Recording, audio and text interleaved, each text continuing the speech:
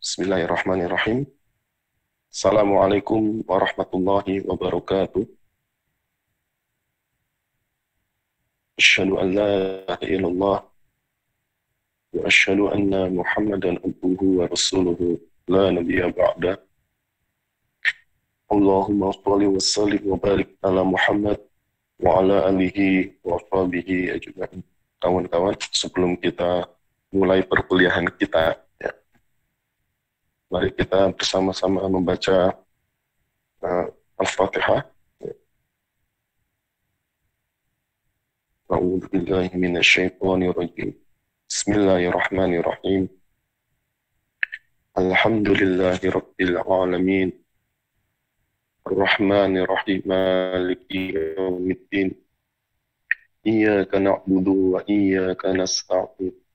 Ihdinas siratal mustaqim. Siratal ladzina an'amta 'alaihim ghairil maghdubi 'alaihim waladdallin. Pagi hari ini kita memasuki pembahasan materi krisis masjid. Masjid yang mengalami krisis berarti masjid itu tidak sesuai dengan idealitas. Krisis konotasinya masalah, ya, konotasinya negatif.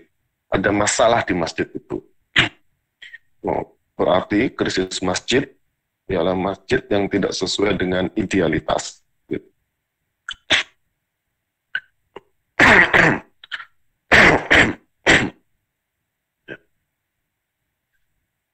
Setelah materi ini, ya, sesi yang akan datang, kita memasuki materi terakhir berkaitan dengan identitas masjid. Berarti perkuliahan kita sudah memasuki fase akhir, gitu ya. Kita hanya menyisakan 2 materi lagi untuk dibahas. Ya. Sebagaimana sesi-sesi terdahulu, ya, bagi kawan-kawan yang bertanya maupun menanggapi apa yang saya sampaikan, dapat melalui kolom chatting. Begitu terlewat atau begitu muncul di dalam pikirannya pertanyaan-pertanyaan atau tanggapan-tanggapan, bisa ditulis saja di kolom chatting daripada nanti lupa. Tetapi kalau memang dibutuhkan untuk open mic, silakan setelah saya menyampaikan materi, kawan-kawan dapat open mic menyampaikan pertanyaan maupun tanggapannya.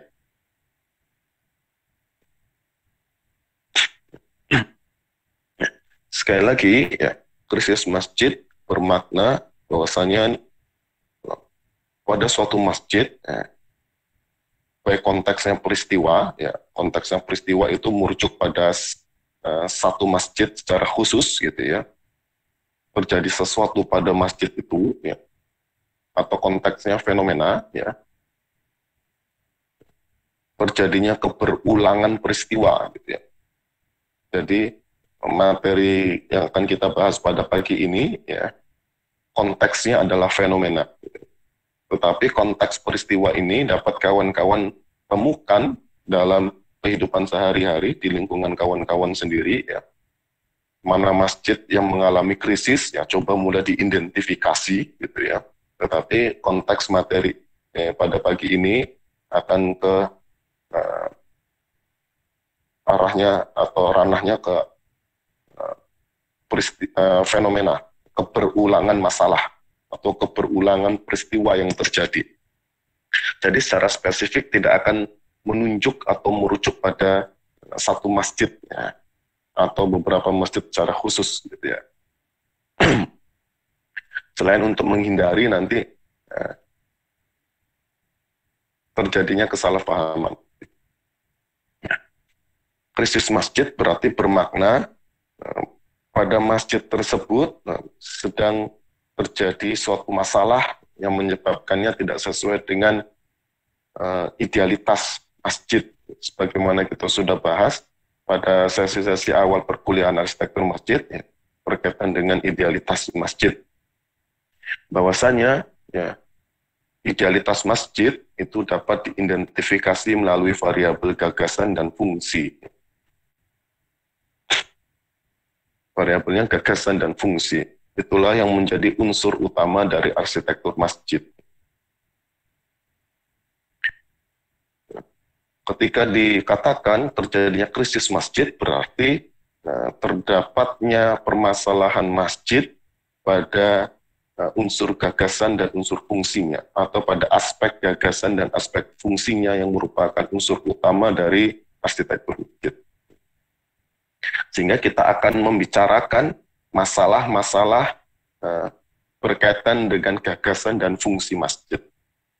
Sekali lagi, saya ulangi materi-materi di awal, bahwasanya fungsi merupakan derivasi dari gagasan. Sehingga ketika kita berbicara masalah pada tataran gagasan, ya dampaknya akan pada tataran fungsi. Gitu. Kita akan membicarakan dua masalah masjid atau dua jenis krisis masjid yang disebutkan oleh Sidi Ghazalba. Ya, Sidi Ghazalba menyebutkan krisis masjid ini sejak tahun 1950-an, ya, yakni krisis sakralisasi dan profanisasi masjid. Sudah kita bicarakan gagasan masjid menurut Sidi Ghazalba, ya, bahwasanya masjid ialah ruang suci, yakni ruang yang sakral sekaligus profan. Ya, kemudian oleh Sidi Ghazalba dari gagasan itu, ya, diturunkan menjadi dua prinsip keseimbangan masjid, dua prinsip hukum keseimbangan masjid. Rusaknya hukum keseimbangan itu, ya, menyebabkan terjadinya krisis sakralisasi dan profanisasi masjid yang akan kita bahas nanti. Yang menjadikan kita butuh untuk membicarakan krisis masjid ini, ya, walaupun sudah ditulis oleh Sidi Ghazalba sejak tahun 1950-an, ya, ternyata apa yang disampaikan oleh Sidi Ghazalba, ya, termasuk solusinya, ya, ternyata belum tuntas kita selesaikan. Krisis masjid tetap kita alami hingga masa ini. Ya. Bayangkan, sejak sekitar 70-an tahun, ya, 70-an tahun sejak Sidi Ghazalba menyampaikan krisis masjid, hingga sekarang kita belum menyelesaikannya. Gitu. Kita belum menuntaskan krisis masjid ini. Masih terjadi masalah sakralisasi maupun profanisasi masjid. Ya. Ini yang menjadikan pada zaman sekarang pun, ya, terdapat kebutuhan bagi kita untuk mengenali krisis masjid ini. Sehingga kita membicarakannya di mata kuliah arsitektur masjid. Nah, salah satu krisis masjid yang disoroti oleh Sidi Ghazalba ialah krisis masjid yang terjadi pada masjid-masjid tradisional. Bagaimana ini contohnya pada gambar yang saya tampilkan, ya, di cover presentasi, ya, ini Masjid Bayan, salah satu masjid kuno, ya, bahkan bisa jadi ini masjid tertua di Lombok, gitu, ya, di wilayah Lombok Timur kalau tidak salah. Salah satu yang disoroti oleh Sidi Ghazalba, ya, adalah krisis masjid yang terjadi pada masjid-masjid kuno, masjid-masjid tradisional yang kecenderungannya berada di daerah-daerah pedalaman, yang belum memiliki akses yang baik untuk menuju perkotaan. Pada masjid-masjid inilah munculnya sakralisasi masjid, munculnya masalah sakralisasi masjid. Apa itu yang disebut dengan sakralisasi masjid nanti akan kita bahas.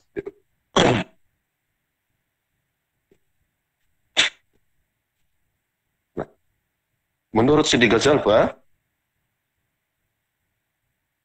krisis masjid disebabkan rusaknya hukum perimbangan Islam dalam masjid. Ya. Rusaknya hukum perimbangan masjid. Singkatnya begitu. Ya. Silakan kawan-kawan membuka kembali materinya pada materi gagasan masjid dan fungsi masjid. Ya. Sidi Ghazalba mengidentifikasi krisis masjid ini terjadi karena tidak dipatuhinya atau rusaknya hukum-hukum perimbangan masjid. Apa saja hukum perimbangan masjid? Pertama, ya, saya ulangi secara singkat, hukum perimbangan hubungan, hukum keseimbangan hubungan antara hubungan manusia dengan Allah, hubungan antar sesama manusia, dan hubungan antara manusia dan alam. Ya. Terjadi keseimbangan dari ketiga hubungan itu. Yang kedua, terjadinya keseimbangan antara kehidupan akhirat dan kehidupan dunia. Hukum ini ya mengikat aspek gagasan dan fungsi masjid. Hukum ini mendasari aspek gagasan masjid sebagai ruang suci dan fungsi masjid ya yang meliputi fungsi ibadah mahdhah maupun fungsi ibadah ghairu mahdhah.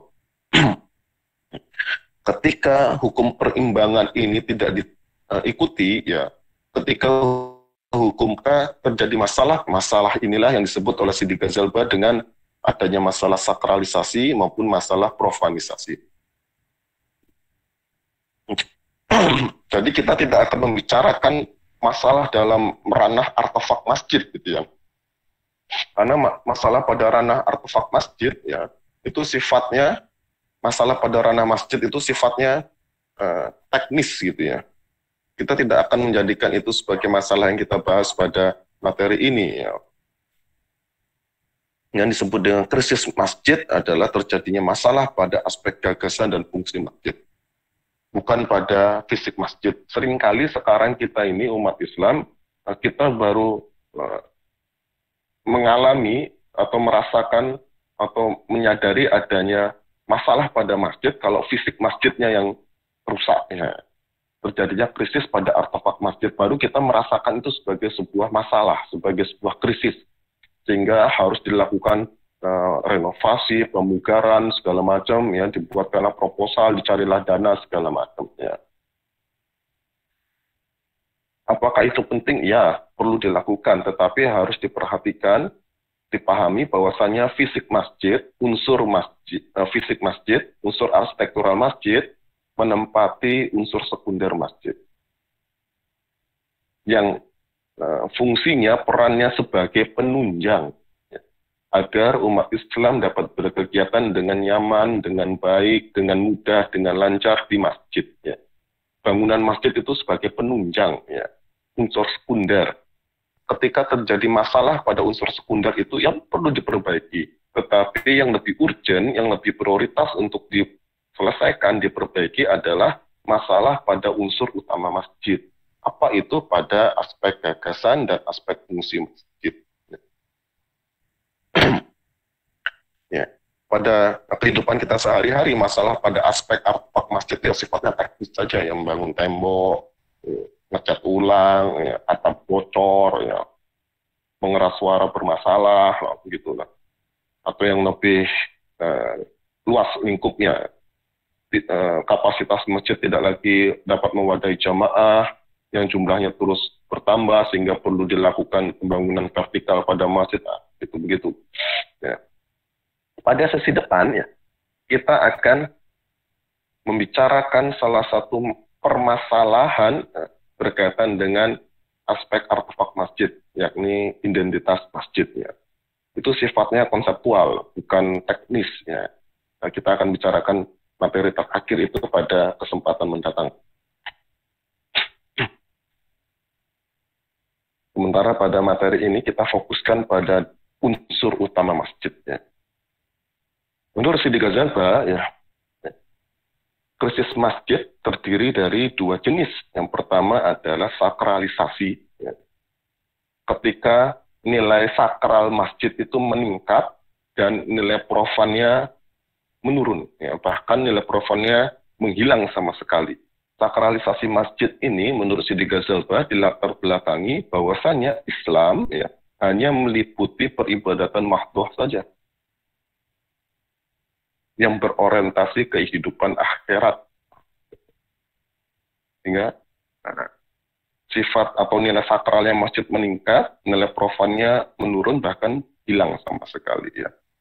Dilatar belakangi pemikiran bahwasannya Islam ini hanya meliputi peribadatan mahdhah yang berorientasi pada kehidupan akhirat. Ya.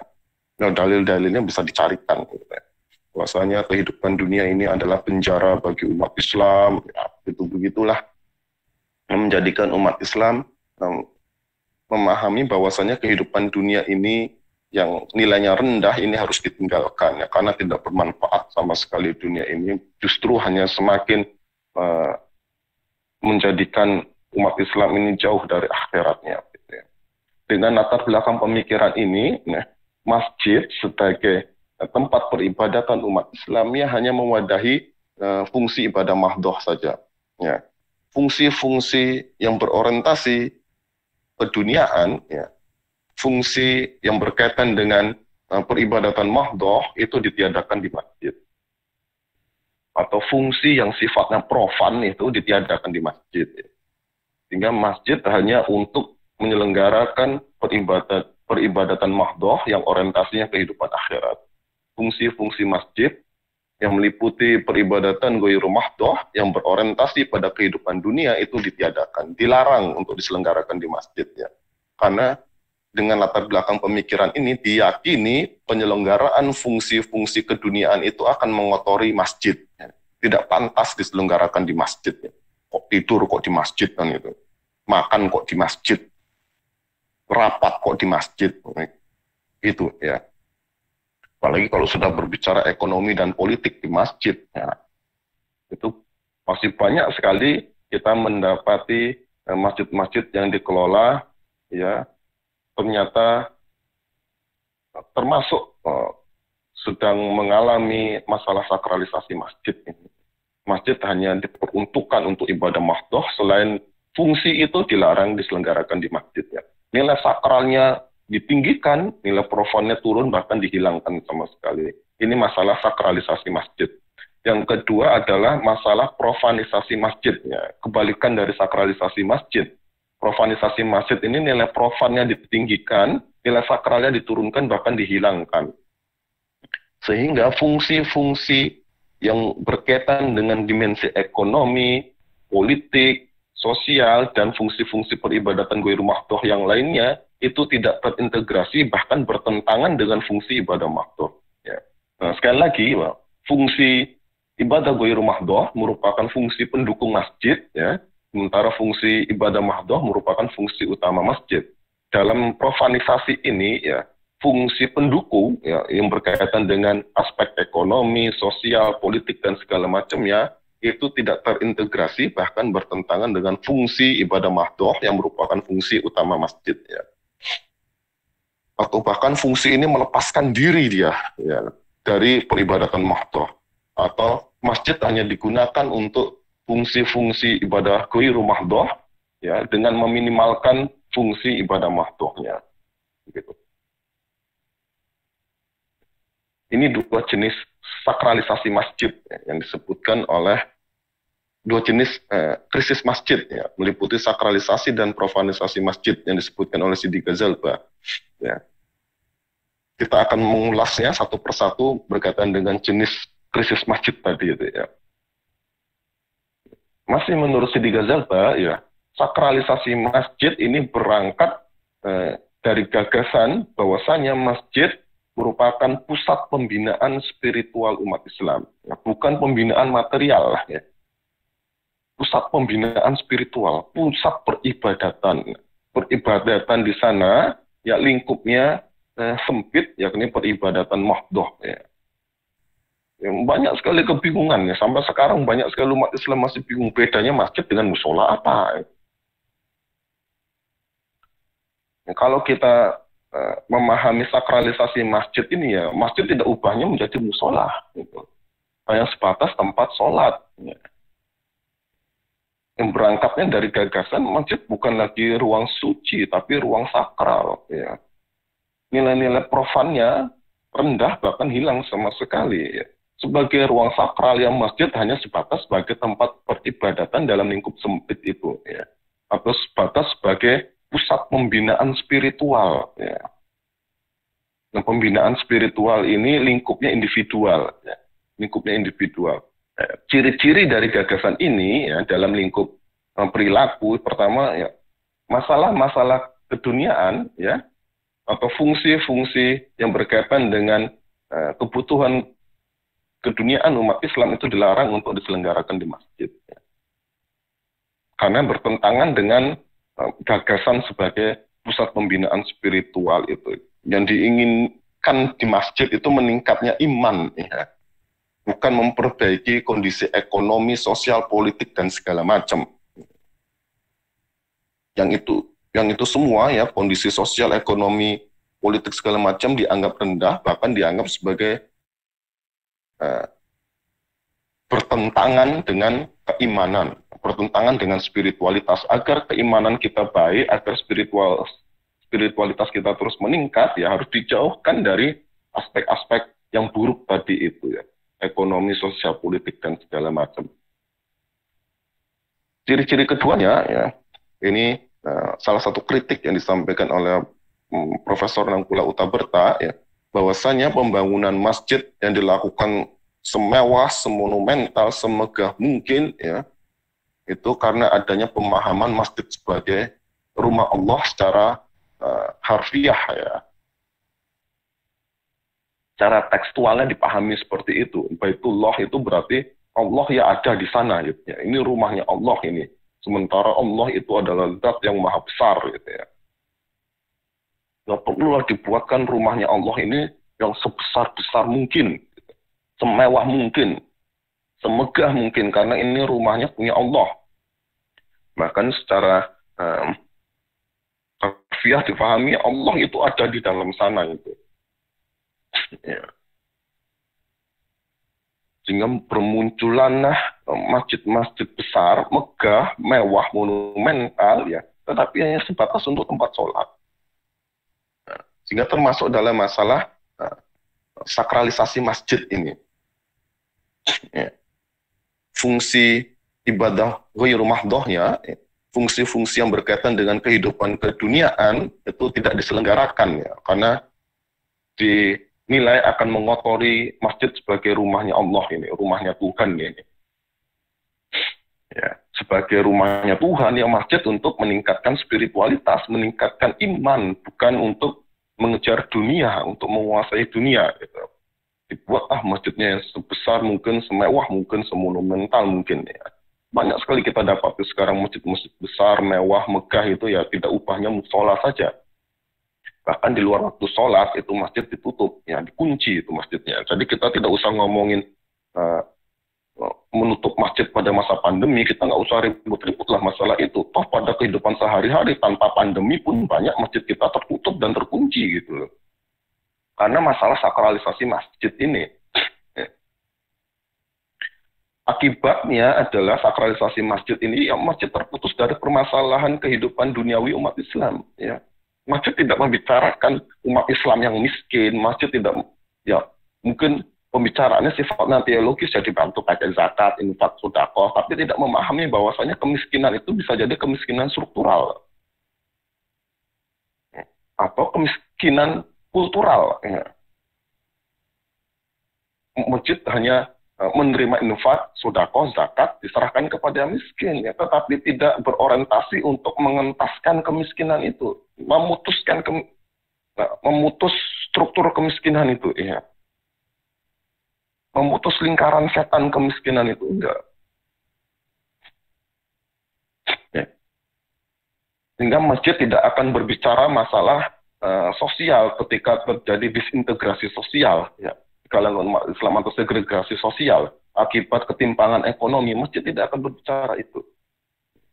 Bagaimana dalam satu masjid ada jamaah yang sangat kaya, gitu ya, setiap kali ke masjid mengendarai mobil mewah, sementara di masjid yang sama ada juga jamaah yang tidak memiliki kendaraan sama sekali, sehingga ke masjid harus berjalan kaki, ya. Nah, masjid tidak akan membicarakan itu berkaitan dengan masalah sosial ekonomi seperti itu. Bagaimana terjadinya pemerataan, bagaimana yang tidak mampu dia menjadi mampu, itu tidak akan berbicara sejauh itu masjid, karena itu berkaitan dengan permasalahan kehidupan dunia.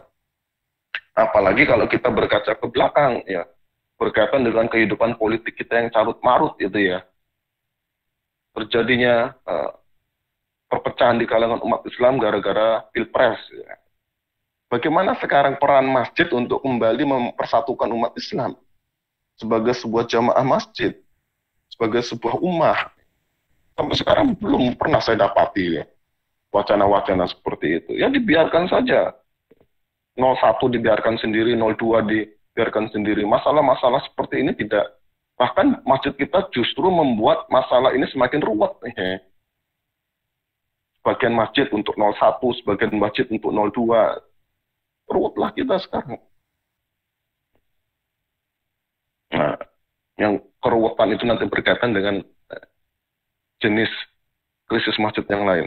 Nah, akibat masjid tidak lagi menyelenggarakan fungsi ibadah ghairul mahdhah yang berorientasi pada perbaikan dan peningkatan kualitas kehidupan dunia umat Islam, akibatnya masjid tidak mampu merespon tuntutan zaman. Ya. Apalagi sekarang kita ngomongnya zaman revolusi industri 4.0 ya. Yang diketahui dari 4.0 cuma aplikasi-aplikasi aja gitu ya. Masjid punya aplikasi ini, masjid punya wifi ini ya. Gitu. Tapi tidak memahami hakikat zamannya itu apa sebenarnya.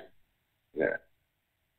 Contoh kalau kita berbicara pada awal zaman modern, ya, revolusi industri 1 yang terjadi di Eropa Barat ya, Eropa Daratan, dan revolusi industri 2 yang terjadi di benua Amerika itu, di Amerika Utara. Ya, masjid kita tidak mampu untuk tanggap terhadap revolusi industri 1 dan 2. Ya. Akibat apa? Salah satunya yang dikatakan oleh Siddiq Zabaya, masalah sakralisasi masjid ini. Masjid tidak membuka ruangnya bagi masalah-masalah keduniaan. Apakah sekarang ada masjid yang menjadi basisnya bagi syarikat buruh? Ya tidak ada. Belum ketemu saya itu. Padahal buruh ya, adalah konsekuensi ya, dari terjadinya revolusi industri 1 dan 2. Bagaimana buruh dia harus berhadapan dengan kalangan pemodal untuk mendapatkan keadilannya, yang berkaitan dengan jam kerja, kesejahteraan, upah segala macam. Ya. Apalagi di masa pandemi ini ya terjadinya pemutusan hubungan kerja ya, karena masa pandemi yang diawali dengan krisis kesehatan ternyata mendorong terjadinya krisis ekonomi segala. Ya. Masjid bukan sebagai pusat perjuangan untuk mendapatkan keadilan, khususnya keadilan ekonomi. Apalagi kita berbicara revolusi lebih lanjut, ya, revolusi industri 3, revolusi industri 4, ya. Urusan 1, 2 saja kita belum beres, kita mau sekarang ke 3 dan 4, gitu ya. Ini menandakan kita sebenarnya tidak siap, termasuk masjid kita itu tidak siap. Yang difahami dari revolusi industri 4 ya cuma punya aplikasi aja, masjidnya. Punya aplikasi ini, ya. Sharing khotib, sharing ustadz gitu, segala macam. Ya.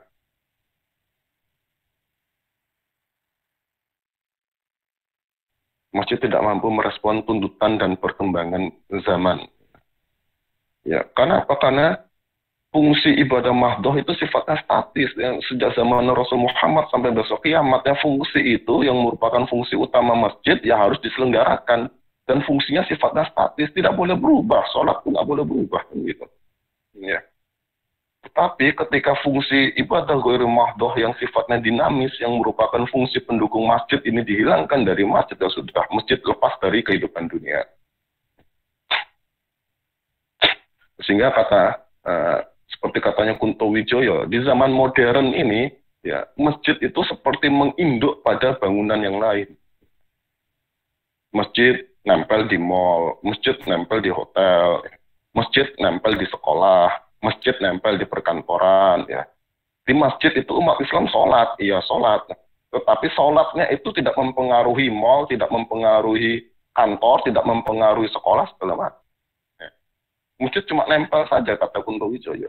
Ini menandakan dalam kehidupan umat Islam di zaman modern, ya, urusan peribadatan pun ya itu merupakan urusan selingan saja di antara kerasnya hidup untuk mencari penghidupan ekonomi. Selingan saja dengan masjid-masjid yang menginduk pada bangunan yang lain. Tidak ubahnya jadi musola masjid-masjid itu. Ya. Nah, ini sekali lagi sesi kedua, silakan dipahami materinya, bedanya musola dan masjid itu sebenarnya di mana toh. Jadi kita ketika membangun atau merancang itu kita sedang merancang musola atau merancang masjid, karena konsekuensi keduanya berbeda. baik dari aspek gagasan maupun fungsinya itu berbeda ya. Karena perbedaan gagasan dan fungsinya itulah namanya dibedakan di dalam syariat. Ada musola, ada masjid. Ya. Jangan sampai ketukar-tukar. Ya.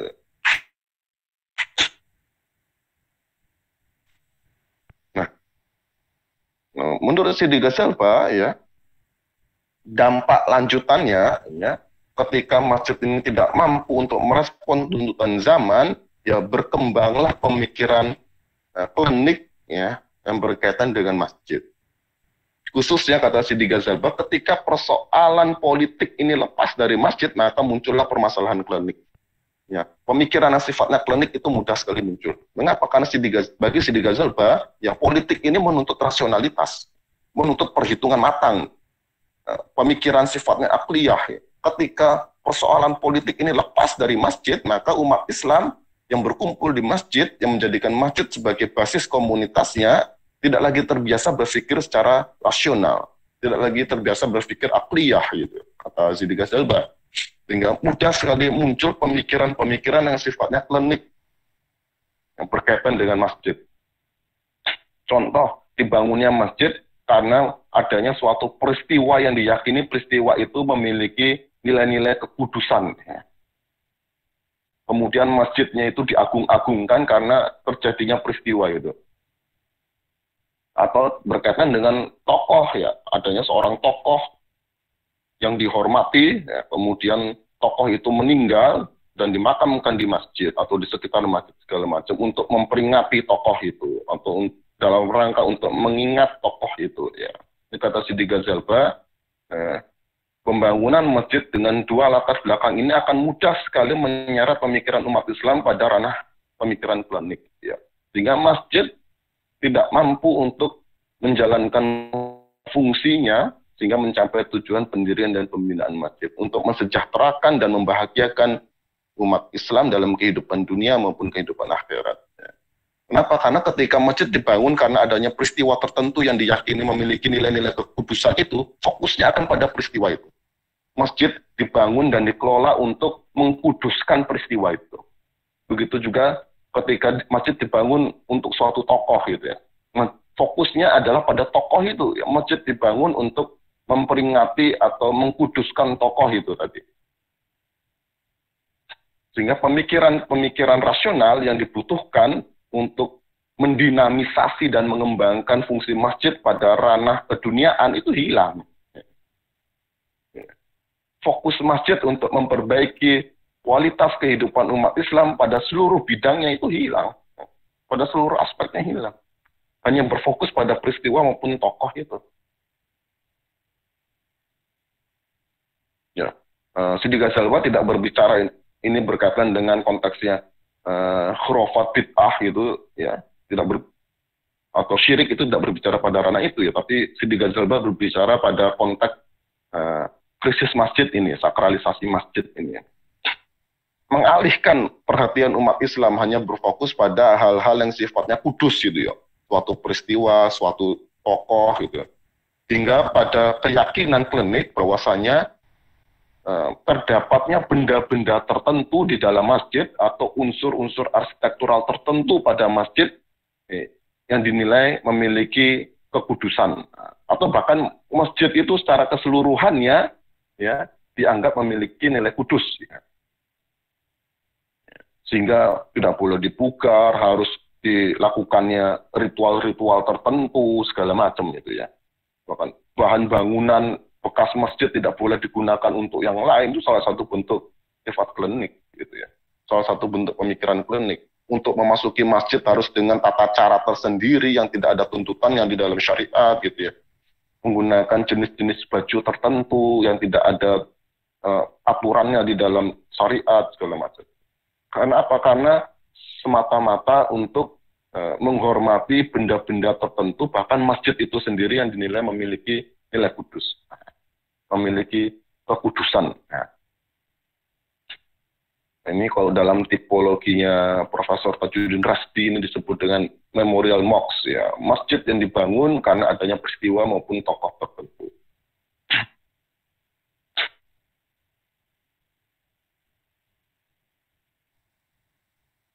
Lalu bagaimana dengan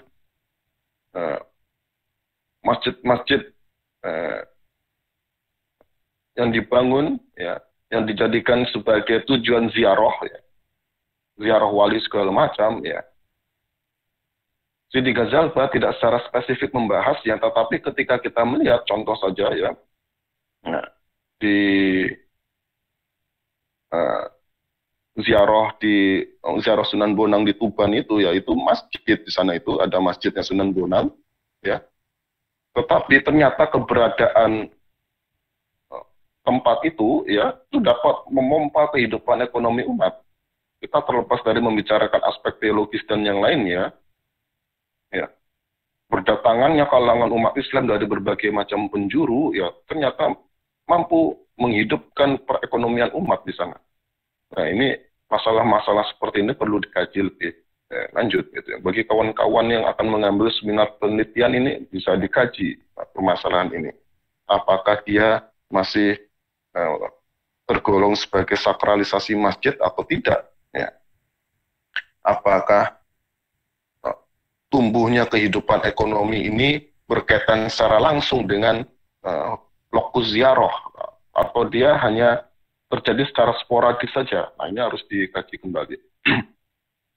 Nah, salah satu masalah dari sakralisasi masjid, ya, di mana masjid tidak lagi mampu untuk menghadapi atau menanggapi tantangan zaman, salah satu masalahnya sampaikan oleh Kunto Wijoyo adalah munculnya generasi muslim tanpa masjid. Ini disampaikan Kunto Wijoyo tahun 2000, generasi muslim tanpa masjid. Bisa jadi kita merupakan bagian dari generasi ini. Ya. Kunto Wijoyo, kenapa masalah generasi muslim tanpa masjid ini muncul? Ya karena masjid kita tidak mampu menghadapi tantangan zaman. Nah, Kunto Wijoyo menjelaskan ada 5 karakter generasi muslim tanpa masjid ini. Yang pertama, generasi ini lahir di kota-kota modern di Indonesia, kota-kota besar yang modern di Indonesia, Jakarta, Surabaya, gitu ya, Yogyakarta, Medan. Nah, yang sedari lahir, dia lahir di kota. Ya, ini masyarakat generasi urban. Ya. Bahkan mungkin dia lahir sampai meninggalnya ya di kota, dia sama sekali tidak pernah bermukim di desa, gitu ya. Desa sekarang cuma jadi tempat rekreasi aja, gitu ya. Ada desa wisata apa, ya, dalam liburannya dia hanya berkunjung ke sana, yang nginepnya di hotel juga, gitu. Hotel itu kan sebagai salah satu bentuk dari arsitektur modern. Dia tidak bermukim bersama masyarakat di sana.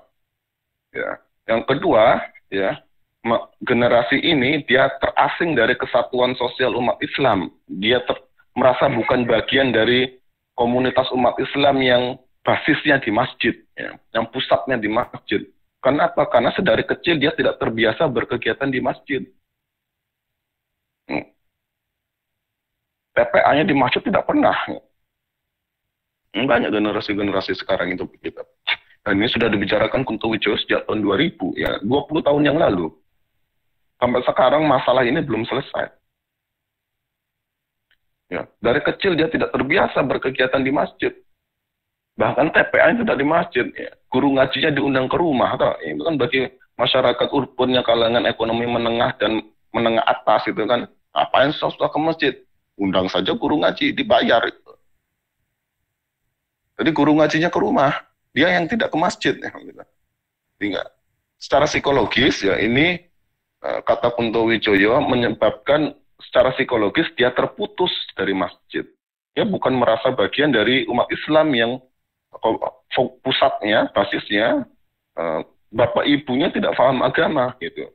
Sehingga generasi ini baru menyadari dia butuh agama, baru menyadari dia harus belajar agama ketika dia di sekolah menengah atas, dan khususnya di tingkat perguruan tinggi, ya, melalui masjid-masjid sekolah atau masjid-masjid kampus, ya, melalui SKI, ya, seksi kerohanian Islam itu, ya.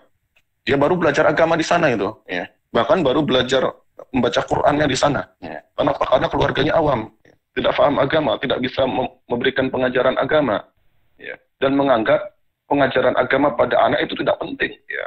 Anak yang tidak diajak ke masjid untuk TPA segala enggak. Ya, sehingga anaknya ketika mendapatkan kesadaran beragama itu baru dialaminya ketika sekolah menengah atas, bahkan dominannya di tingkat perguruan tinggi. Dan ini yang lagi sampai sekarang ya, bahkan semakin ekstrim ya. Belajar agamanya tidak bertemu langsung dengan guru, tapi menggunakan teknologi elektronik dan digital. Kalau di zamannya Kunto Wijoyo menyebutkan yang belajar agama menggunakan kaset, rekaman kaset. Sekarang kan kita tidak pakai YouTube ini. Dan yang kelima, ya generasi ini punya semangat pemberontakan yang tinggi, potensi memberontaknya itu tinggi. Ya. Dia tidak mau taat pada tokoh-tokoh agama. Ya. Tokoh agama mengeluarkan fatwa, ya diece sama dia. Apain ikut-ikutan? Padahal dia tidak paham agama. Ini menandakan generasi Muslim tanpa masjid ini, ya semangat pemberontakannya tinggi sebagai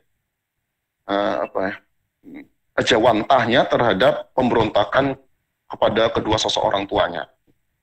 Generasi-generasi seperti ini dia punya semangat memberontak orang tua, semangat pemberontakan kepada orang tuanya ini dilampiaskan kepada pemberontakan terhadap otoritas agama dan otoritas politik. Gitu. Dari kelima masalah ini, ya, atau kelima karakter ini yang menjadi karakter khasnya generasi Muslim tanpa masjid, ya, silakanlah kawan-kawan sendiri merefleksikan dirinya. Dari kelima karakter ini terpenuhi berapa, gitu ya. Seberapa parah toh kita menjadi generasi Muslim tanpa masjid ini, ya. Kunto Wijoyo menyimpulkannya, generasi Muslim tanpa masjid adalah generasi yang secara sosiologis tidak merasa terikat dengan masjid, ya. Secara psikologis, ya. Dia tidak memiliki kedekatan dengan masjid secara psikologis, secara sosial dia tidak merasa menjadi bagian dari komunitas umat Islam yang berpusat di masjid, dan secara intelektual ya dia tidak memiliki pemahaman keagamaan, bahkan ilmu-ilmu yang lain ya yang dikaitkan dengan tradisi pendidikan Islam yang berpusat di masjid. Sehingga generasi Muslim tanpa masjid ini generasi yang terasing gitu ya. Kalau bahasanya Kunto Wijoyo, generasi apung gitu ya.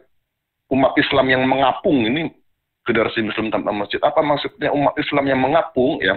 Umat Islam yang akan mudah sekali terseret-seret oleh kepentingan politik, oleh tren zaman segala macam. Karena dia mengapung ya. Jangkarnya apa? Agar dia tidak mengapung, jangkarnya masjid. Jadi umat Islam yang tidak berbasis di masjid, yang tidak memiliki kedekatan sosiologis, psikologis maupun intelektual dengan masjid, dia menjadi umat Islam yang terapung, mudah sekali diseret-seret, apalagi untuk kepentingan politik, kepentingan ekonomi, kepentingan atau pusaran zaman segala macam, mudah sekali dia. Bagaimana agar tidak mengapung, dijangkarkannya ke masjid. Gitu. Nah, sehingga dari generasi Muslim tanpa masjid inilah Kunto Wijoyo sangat berharap sekali masjid kampus itu mampu memainkan peran. Agar apa? Agar masalah ini selesai. Ya, agar tidak ada lagi generasi Muslim tanpa masjid di kalangan umat Islam dengan kelima karakter ini. Ya, paling karakter pertama itu mungkin tidak bisa dihilangkan ya, tapi karakter 2, 3, 4, 5 ini bisa dihilangkan. Gitu. Atau paling tidak bisa diminimalkan. Gitu ya. Bagaimana masjid kampus ya, berarti munculnya masjid kampus sendiri itu kan sebagai bentuk pengembangan dari arsitektur masjid dari segi fungsi loh. Ya. Seharusnya masjid kampus ya dia punya ciri khas sendiri. Kita sudah bahas pada materi masjid dan lingkungannya ya. Berkaitan dengan fungsi ibadah ghairu mahdohnya. Karena dia konteks kewilayahan yang berada di dalam kampus ya. Tentu seharusnya berbeda dengan masjid permukiman maupun masjid jami yang di kota itu. Ya. Nah, Kunto Wijoyo menunjuk secara langsung masjid kampus ini mampu dia menyelesaikan masalah generasi Muslim tanpa masjid.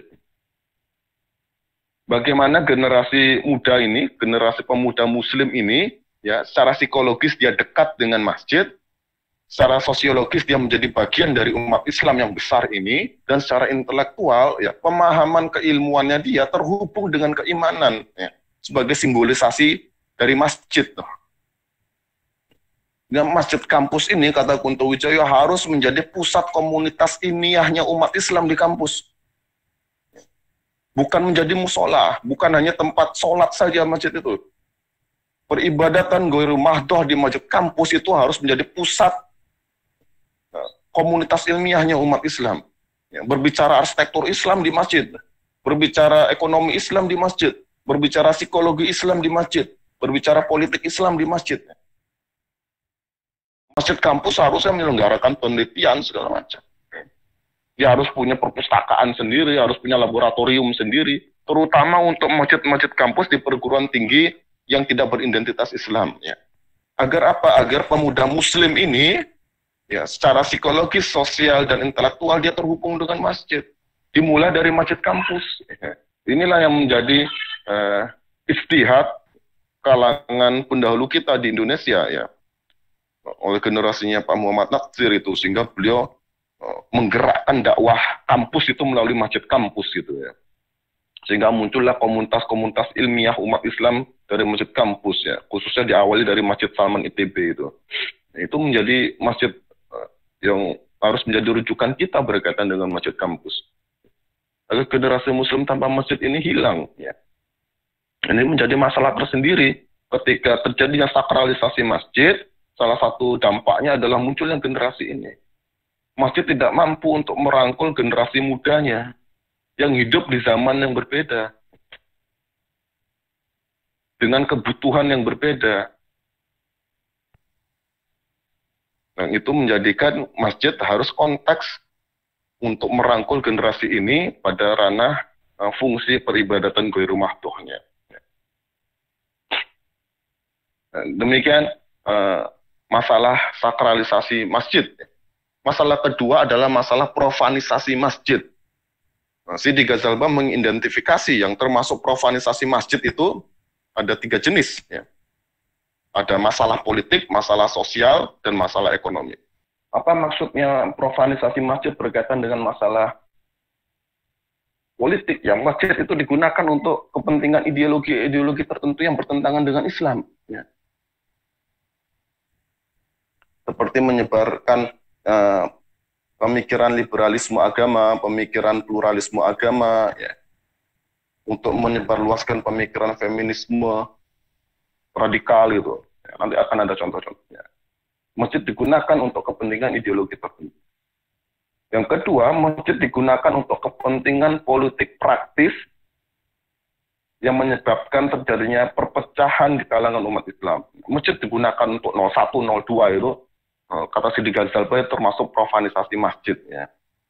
Apakah dengan begitu masjid tidak memiliki peran politik? Nah, Sidi Ghazalbah menjelaskan,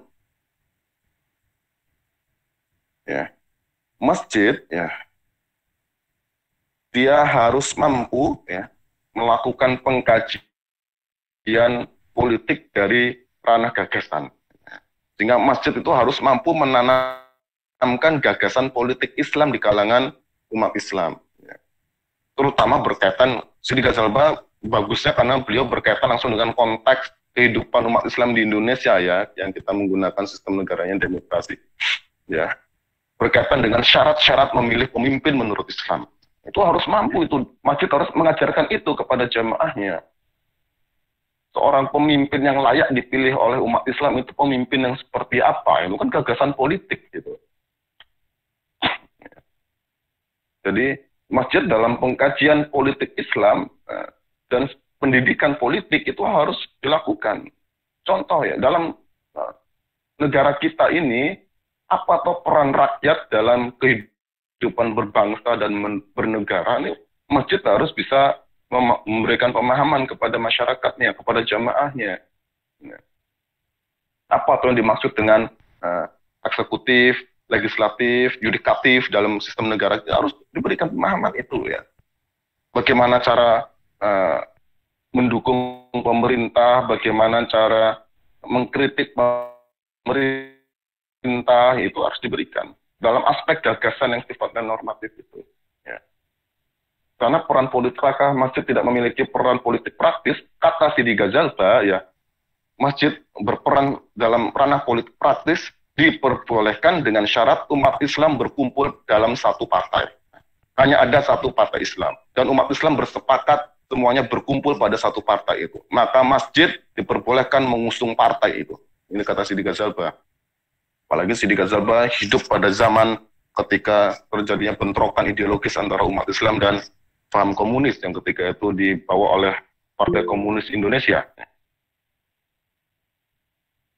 Tapi kalau umat Islam punya banyak partai, masjid tidak diperbolehkan berbicara politik praktis. Ada banyak partai Islam dan umat Islam berselisih terhadap partai-partai itu, masjid dilarang oleh Sidi Ghazalba untuk membicarakan politik praktis. Kenapa? Karena mudaratnya besar.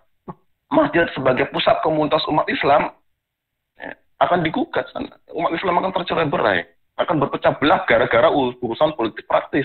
Kalau masjid sudah tidak mampu mengumpulkan, ya, tidak mampu mendamaikan umat Islam, lalu di mana lagi umat Islam ini akan berkumpul dan berdamai?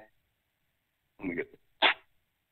Memang banyak masjid yang tegas dilarang membawa atribut tarpol ke dalam masjid dalam macam itu salah satu bentuk dari menghindari profanisasi masjid berkaitan dengan masalah politik ini. Apalagi masjid yang digunakan untuk kepentingan kekuasaan, ya, yang terjadi sejak zaman Umayyah sampai sekarang. Sudah kita bahas pada sesi yang lalu bagaimana mimbar masjid itu menjadi singgasananya penguasa politik. Ya. Kemudian yang kedua, profanisasi masjid dalam ranah masalah sosial. Ya. Terpisahnya generasi umat Islam ke dalam dua masjid atau ke dalam masjid yang berbeda. Pembahasan Sidi Ghazalba ini berkaitan pada masa kolonialisme, ya. Umat Islam itu terpecah ke dalam masjid yang berbeda karena ada sikap politik yang berbeda kepada kalangan penjajah. Sehingga secara sosial umat Islam terpecah menjadi beberapa masjid, ya. Ada kalangan tua yang dianggap oleh kalangan mudanya ini pro terhadap penjajah gitu. Sehingga kalangan muda ini tidak mau satu masjid dengan kalangan tua, dibuatlah masjid baru khusus kalangan muda yang sifatnya progresif, ya. Sikapnya tidak mau bekerja sama dengan kalangan penjajah, gitu. Tetapi dapat kita temukan juga masalah sosial ini, ya, terpisahnya generasi tua dan generasi muda umat Islam ke dalam beberapa masjid yang melalui gagasan dari seorang ustadz, ya, seorang dai, ya, yang banyak idolakan kalangan muda sekarang, ya, yang mengusulkan masjid gaul gitu, ya, masjid khusus anak muda. Nah, ini harus hati-hati gagasan ini. Jangan sampai menjadikan masjid gaul ini sebagai masalah sosial yang termasuk dalam profanisasi masjid. Terpisahnya generasi muda dari generasi tua. Dikarenakan generasi muda ini kan punya pandangan politik yang beda, punya pemikiran yang beda, punya gaya hidup yang beda, gitu. Sehingga dipisahkan dia, gitu, ya. Masjid gaul, di sana ada break dance segala macam itu, ya. Ini harus hati-hati ini. Ini kan berkaitan dengan tugas Stupa 3, Studio Perancangan Arsitektur 3 yang kemarin itu, Youth Community Center. Bagaimana masjid ini menjadi pusat dari Youth Community Center yang menghubungkan antara pemuda dengan kalangan tua. Nah, itu. Karena dalam Islam, konsep generasi dalam Islam itu kita tidak mengalami perbedaan generasi. Kenapa? Karena tata nilainya sama. Baik generasi tua, generasi muda, maupun generasi anak-anak, itu punya tata nilai yang sama. Islam tidak mengenal relativisme nilai. Yang bahwasanya nilai orang tua dengan nilai anak muda itu beda. Enggak, dalam Islam enggak. Sehingga sebenarnya tidak ada kebutuhan bagi kita memisahkan antara generasi tua dengan generasi muda. Karena tata nilainya sama, yang seharusnya cara hidupnya juga sama. Justru anak muda ini butuh belajar dari orang tua yang sudah mengamalkan nilai itu. Generasi tua dalam Islam itu kan sebagai generasi teladan. Kita mencontoh orang tua itu kan untuk mengetahui bagaimana nilai-nilai Islam yang tetap itu diamalkan dalam kehidupan sehari-hari. Sehingga tidak ada kebutuhan yang memisahkan anak muda dari orang tua, justru harus didekatkan. Sehingga kelas saya waktu Stupa 3 itu salah satu masalahnya, jangan sampai anak muda ini terpisah dari orang tua. Bagaimana Youth Community Center itu sebagai pusat anak muda dididik orang tua. Tempat berkumpulnya antar lintas generasi umat Islam. Dari generasi tua, generasi muda, sampai anak-anak. Harusnya begitu, masjid. Jangan sampai mengkhususkan membangun masjid berkaitan dengan generasi ini. Generasi muda dipisahkan sendiri. Hati-hati ya. Bisa bingung generasi muda ini. Kenapa? Karena dia tidak punya teladan dari generasi tua. Apakah kemudian di sana breakdance segala macam? Breakdance ini kan disukai anak muda, tidak disukai orang tua. Kemudian digunakanlah dalil Rasul memperbolehkan sekalangan Habasyah bermain tombak di dalam masjid. Harus hati-hati ya. Pada masa itu bermain tombak itu bukan saja sifat, tidak selalu sifatnya entertain ya, tidak hanya entertain ya. Jadi breakdance itu kalau ingin disamakan dengan permainan tombaknya Habasyah di masjid yang diperbolehkan oleh Rasul, ya harus kita pahami dulu tradisi tombak pada masa itu seperti apa.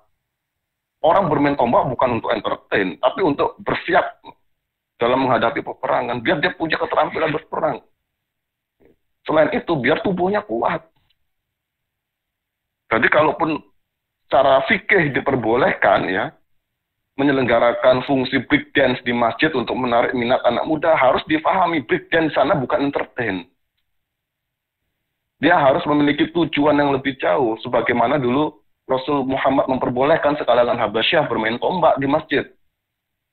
Untuk menyehatkan tubuh dan dalam rangka mempersiapkan diri untuk menyambut peperangan. Jadi harus jelas dulu ya. Jangan kemudian Rasul memperbolehkan Habasyah bermain tombak di masjid, kemudian memperbolehkan Bunda Aisyah untuk melihatnya itu sebagai sebuah pertunjukan. Kita harus tahu struktur kultural pada masa itu seperti apa. Kalaupun secara fikih diperbolehkan bermain breakdance di masjid, ya silakan, tapi harus dipahami. Itu bukan entertain. Nih. Jangan sampai itu menjadi panggung tersendiri di masjid. Bermain skateboard, silahkan. Tapi itu bukan entertain. Kalau kita mengkiaskannya dengan Habasyah bermain tombak di masjid, ya. Masalah ekonomi. Orang berlomba-lomba jadi pimpinan masjid, jadi ketua takmir, ketua yayasan, atau pengurus masjid, ya karena dia merasa mendapatkan keuntungan ekonomi dari sana. Ya. Apalagi kalau masjidnya ini masjid yang besar, ya. Dia mampu memberikan gaji yang jumlahnya besar kepada pengurusnya, atau masjid ini memiliki unit usaha yang banyak. Ya. Orang berlomba-lomba saling sikut untuk menjadi pengurus masjid agar kecipratan itu keuntungan masjid dari sana. Saling sikut menjadi pengurus masjid karena dia menjadi pengurus masjid, dia digaji besar dan masjid ini punya usaha yang banyak. Ya. Dia bisa menjadi mendapatkan kecipratan dari sana, mendapatkan keuntungan ekonomi dari sana. Itu 3 masalah profanisasi masjid menurut Sidi Ghazalban. Itu digambar itu kan beberapa tahun yang lalu di Jakarta gitu. Ketika terjadinya masalah penistaan agama yang dilakukan oleh Bapak Ahok, sehingga beberapa masjid, ya kalangan masjid tidak akan menyolatkan para pendukung penista agama ini. Masjid dipakai untuk kepentingan politik seperti ini. Nah, contoh yang ekstrimnya ini yang terjadi di negeri barat. Masjid yang menjadikan wanita sebagai imam sholat, khotibnya juga wanita, segala macam. Kemudian ada ini masjid di Amerika, kemudian ada masjid di Denmark, ya Copenhagen pun begitu ya, wanita menjadi pimpinan dalam peribadatan. Masjid digunakan untuk kepentingan menyebarluaskan gagasan feminisme. Bahwasanya di dalam Islam diterima wanita sederajat dengan pria, ya. Salah satu penerimaan itu harus diberikan ruang bagi wanita untuk memimpin, menjadi khotib, menjadi imam di masjid. Ini salah kaprah. Apalagi kemudian digugat, ya. Kenapa wanita sholatnya di belakang, pria di depan, pria jadi imam? Ya.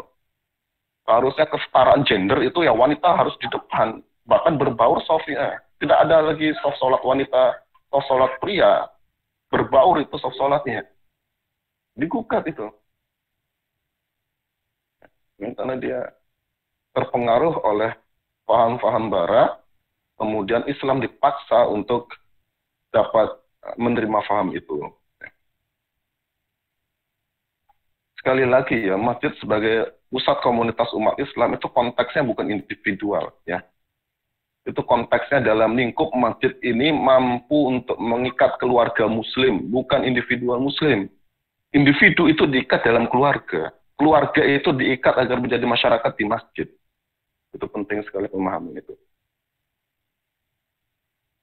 Sehingga dalam keluarga muslim itu berbagi peran ya. Yang memimpin di rumah itu istri, ya. Ibu yang memimpin di rumah. Ada hadisnya toh. Sementara seorang pria, dia harus mewakili keluarganya di masjid. Itu untuk difahami oleh Barat. Apalagi ini, yang berita dari Republika, terjadi di Afrika Selatan. Masjid dibangun khusus untuk mewadahi kalangan G. LGBT itu.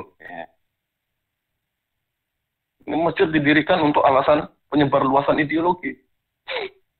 Ini yang dimaksud oleh Sidi Ghazalba merupakan masalah profanisasi masjid. Lalu apa solusinya? Nah, sebelum solusi kita bicarakan dampaknya. Lalu apa dampak dari krisis masjid itu? Yang sakralisasi dan profanisasi masjid. Ini kata Sidi Ghazalba dampaknya ada 3. Pertama dampak teologis ya. Kita tidak dapat merealisasikan Islam itu sebagai rahmatan lil alamin. Karena kalau bicara Islam sebagai rahmatan lil alamin, Islam itu harus mewujud dalam seluruh aspek kehidupan umat. Ya. Kalau dalam sakralisasi masjid hanya ngomong ibadah mahdoh, ya berarti Islam sebagai rahmatan lil alamin tidak akan terwujud. Yang kedua dampak sosiologis, ya umat Islam terpecah belah, ini berkaitan dengan masalah profanisasi. Dan umat Islam tidak berdaya dalam kehidupan dunianya berkaitan dengan masalah sakralisasi maupun profanisasi. Umat Islam kalah di bidang politik, kalah di bidang ekonomi, kalah di bidang sosial, kalah di bidang pendidikan. Dampaknya dalam skala peradaban ya, namanya peradaban Islam itu akan hilang. Karena kata Sidi Ghazalba, masjid sebagai komunitas umat Islam bermakna masjid juga sebagai pusat kebudayaan Islam. Di masjidlah kebudayaan Islam itu diciptakan. Kenapa? Karena konteks kebudayaan itu selalu komunal. Nggak bisa diciptakan seorang diri kebudayaan itu. Dibutuhkan komunalitas, dibutuhkan komunitas manusia, dibutuhkan masyarakat untuk mencipta budaya. Nah, masjid sebagai pusat komunitas umat Islam bermakna masjid juga sebagai pusat kebudayaan Islam. Ketika masjid ini tidak mampu untuk menyelenggarakan fungsi peribadatan ghairu mahdoh yang berorientasi pada perbaikan dan peningkatan kualitas kehidupan dunia umat Islam, yang berarti masjid tidak lagi menjadi pusat kebudayaan umat Islam. Sehingga umat Islam akan mudah sekali mengikuti budaya-budaya lain. Ini seperti dikatakan Profesor Pittsburgh, beliau seorang orientalis yang meneliti masjid di Indonesia dalam jangka waktu yang panjang gitu ya, dari tahun 1900 sampai 1950. 50 tahun beliau meneliti masjid di Indonesia. Ketika pengukuhan beliau sebagai guru besar di Belanda, beliau mengatakan ini dikutip oleh Buya Hamka. Ya. Umat Islam itu harus dipisahkan dari budayanya. Ya dia boleh tetap beragama Islam, tapi sebatas sholat saja di masjid. Masjid jangan berbicara di luar sholat, di luar ibadah mahdoh. Karena ketika masjid ini mandul, dia tidak lagi sebagai pusat kebudayaan umat Islam ini akan mudah mengikuti kebudayaan-kebudayaan dari Barat. Sehingga kesatuan sosial Muslim di dunia, di dewasa ini hanya bersatu dalam ibadah. Umat Islam bersatunya hanya dalam ibadah saja, sujudnya sama, rukuknya sama, takbiratul ihramnya sama. Tetapi dalam kebudayaan mengalami perbedaan, berpecah belah, dan berselisih. Ini kenapa? Karena masjid kita tidak mampu menciptakan budaya yang menyatukan umat Islam. Akibat dari masjid kehilangan fungsi ibadah ghairu mahdohnya. Atau fungsi-fungsi ibadah ghairu mahdohnya ini tidak selaras dengan gagasan masjid. Sebagaimana dalam masalah profanisasi masjid tadi itu. Nah, lalu apa yang harus dilakukan? Ya, kata Sidi Ghazalba, ada 4 langkah ini harus dilakukan. Pertama, meningkatkan kualitas takmir dan administrasi masjid. Ini sudah banyak eksperimentasi ini sudah banyak dilakukan kawan-kawan di Yogyakarta, bagaimana anak muda itu menjadi takmir masjid. Masjid Jogokarian, masjid di area Pogung Raya itu ya, masjid Pogung Dalangan, masjid Pogung Raya, masjid Nurul Asri, itu keterlibatan mahasiswa di sana tinggi. Mahasiswa yang melibatkan diri di dalam masjid ini secara tidak langsung akan meningkatkan kualitas takmir. Ya. Ini pentingnya mahasiswa untuk terlibat aktif di masjid.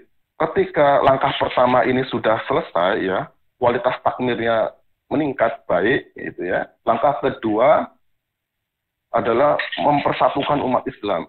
Langkah kedua mempersatukan umat Islam. Umat Islam ini harus dijadikan sebagai satu jamaah, satu komunitas, tidak berpecah belah. Caranya apa? Pintu masuknya dengan ibadah mahdoh, dengan sholat jamaah itu. Sehingga kata Rifai dan Fakhrul Roji di dalam materi manajemen masjid, ya, fungsi sosial ibadah jamaah di masjid itu kan membentuk komunitas umat Islam. Ya. Bukan saja itu orientasinya akhirat mendapatkan pahala gitu ya, sholat jamaah itu mendapatkan pahala yang tingkatannya lebih tinggi. Tetapi secara sosial dalam kehidupan dunia, ya, fungsi sholat jamaah itu ya, tujuannya untuk membentuk komunitas umat Islam. Nah, kalau sudah terbentuk komunitas umat Islam, langkah ketiga, masjid itu harus memprioritaskan program pendidikan. Agar apa? Agar masalah yang sama tidak berulang. Agar generasi pelanjutnya ini, generasi penerus di masjid ini, yang anak-anak muda, anak-anak yang masih anak-anak ini, ya, dia harus mendapatkan pendidikan yang baik. Tidak lagi mengalami sakralisasi maupun profanisasi masjid pada masa yang akan datang. Jadi orientasinya di langkah ketiga ini prioritasnya pada program pendidikan, khususnya untuk generasi muda. Ketika program pendidikan sudah dijalankan, sudah diprioritaskan, secara perlahan memasuki langkah keempat. Barulah diselenggarakan fungsi peribadatan Ghairul Mahdoh dalam aspek yang lain. Secara perlahan sesuai dengan kesiapan takmir dan kesiapan jamaah masjid. Ya. Barulah diselenggarakan fungsi berkaitan dengan fungsi sosial, fungsi ekonomi, segala macam. Ya. Syaratnya apa? Program pendidikan sudah dijalankan, sudah menjadi prioritas.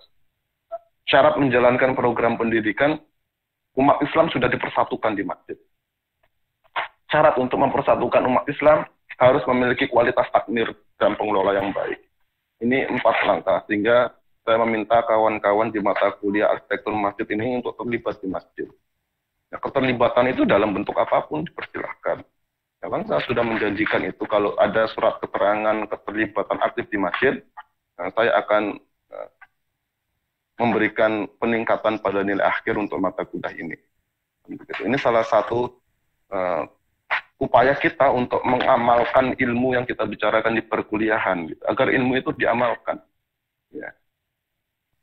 Kira-kira begitu yang bisa saya sampaikan pada materi Kristus Masjid ini. Ya, silakan kawan-kawan kalau ada yang ingin ditanyakan atau ditanggapi.